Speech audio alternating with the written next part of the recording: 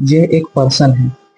अब इसके गुणनखंड करने हैं, तो गुणनखंड करने में क्या करना होता है, ध्यान से सुनना। जो भी एक्स स्क्वायर के गुणांक में है, सबसे पहले तो क्या करो, उसको पॉजिटिव बना लो कॉमन लेके। अगर पॉजिटिव भी नहीं बनाना तो क्या करो, इसकी और जो अचर पद है मतलब जो लास्ट में है विदाउट एक्स के, उसमें मल्टीप्लाई कर दो। इसकी मल्टीप्लाई इसमें करो, कितना हो गया 12। अब क्या करो, 12 के फैक्टर कर लो। जो भी मल्टीप्लाई करके आया मतलब उसके फैक्टर करो। जैसे इसको 2 6, फिर 2 से काटे हैं 3, फिर 3 से 1। अब क्या करना है, इनके फैक्टरों को ऐसे एडजस्ट करो, ऐसे मल्टीप्लाई करो, जोड़ घटा गुना करके देखो कि जोड़ या घटा कर तो आ जाए 7 और गुना कर कर 12 आए। अगर मैं देखता हूं तो 3 दूनी होता है 6 और 6 दूनी 12। मतलब कि अगर मैं 6 गुना 2 लेता हूं तो होता है या नहीं, देखते हैं।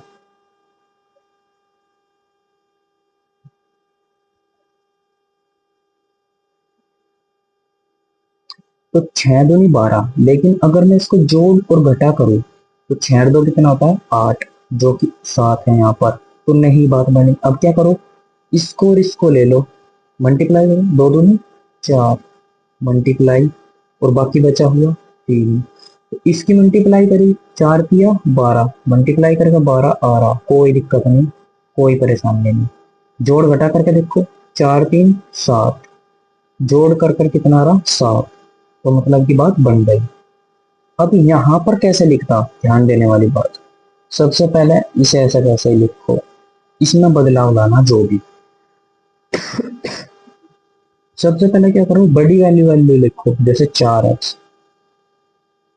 चिन्ह कौन सा होगा डिसाइड होगा बाद में, आप पहले भी डिसाइड कर सकते हैं लेकिन थोड़ा सा बाद में करते हैं। अब बाद वाला है उसको लिखो, और +1 ऐसा कैसे ही, कोई दिक्कत अभी तक कोई परेशानी नहीं हो। अब क्या करना है, अब हमें देखना कि 7 जोड़कर आ रहा है या फिर घटाकर। तो जोड़कर आ रहा 4 और 3 7, मतलब अगर हम इन दोनों को जोड़े तो तभी मतलब 7 आएगा। और अगर दोनों को जोड़ रहे, दोनों के साथ प्लस लगा रहे भाई, तो हरगिज माइनस नहीं आ सकता, नहीं आ सकता ना।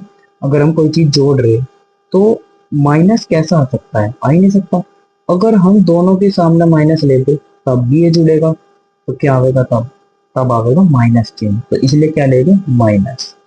आया समझ में। अब क्या करते हैं, कॉमन लेते हैं। कॉमन में क्या होता है, जो चीज हमें सेम दिखती है, दोनों में दिख जाती है, उसको कॉमन बाहर ले लेते हैं। जैसे यहाँ पे देखते हैं 12, इसको लिख लेता हूँ मैं x गुना एक्स, कोई दिक्कत नहीं होगी। 12 को भी लिख लेता हूँ 4 गुना 3, 12 को भी 4 गुना 3 लिख लेता हूँ। और x को क्या लिख लेता हूँ, x गुना एक्स माइनस, इसको 4 गुना एक्स माइनस 3 गुना एक्स प्लस 1, कोई परेशानी नहीं होगी। अब क्या करते हैं, 4 यहाँ पर भी दिख रहा है, यहाँ पर भी 1x यहाँ पर भी है, यहाँ पर भी ले दो बार, 4 ले दिया और इसके साथ में x भी, कितना बचा 3, ये वाला x माइनस, यहाँ पर क्या बचा, 4 भी गया बाहर, x भी गया, तो 1 तो बचा, क्योंकि एक तो सबके मल्टीप्लाई में होता है। अगर मैं यहाँ पर 1 का मल्टीप्लाई कर दूं कोई फर्क पड़ेगा, बिल्कुल नहीं, ऐसा सेम रहेगा। अब माइनस, मतलब चिन्ह डिसाइड अब होगा। अब क्या करना, 3x माइनस 1 बनाना इस साइड, यहाँ प्लस है तो क्या करते हैं -1 कॉमन लेते हैं। जहां पर कुछ कॉमन नहीं होता वहां से 1 कॉमन होता ही है हमेशा। अब क्या बचा 3x, अगर मैंने माइनस बाहर ले लिया कॉमन तो अंदर की चिन्ह चेंज हो जाएगी, तो यू क्या हो गया -1। तो दो फैक्टर क्या क्या हो गए, एक तो 4x -1 और एक हो गया 3x -1, यही दोनों इसके गुणनखंड है।